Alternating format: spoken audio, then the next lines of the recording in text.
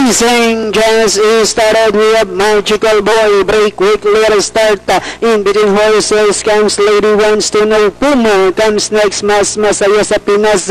Real Pogi, then comes Conquistador. Moving upon yan sa Heron, running by the release Pinoy World Class, then followed by Dubai's Angel, while Walk Datok is the early trailer by about 12 lengths of the leader. Racing down the backstretch with the fence is Stuffing Lady Wants to Know on its favorite position as the pace setter, enjoying a 4 lengths lead. Magical Boy is right behind in second.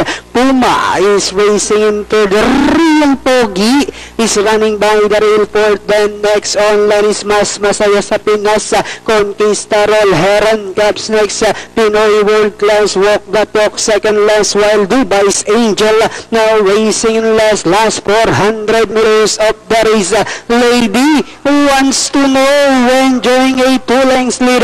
Puma in second, and in third comes Magical Boy. Real Pogi, Conquistador as they swing for home.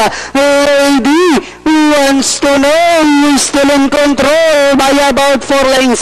Then in second is Puma, last 100 meters. Lady Wants to Know, followed by Puma on the outside, but it's still Lady Wants to Know.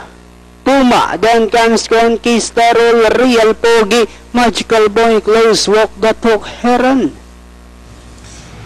27581 ang ating narinig na datingan from Chris Ora. At dehado yung unang tumawid sa meta, number 2, Lady Wants to Know. Sa 1400 meters, 13.5, 24.5, 25, finishing at 27.5, total time 1 minute 30.4 seconds.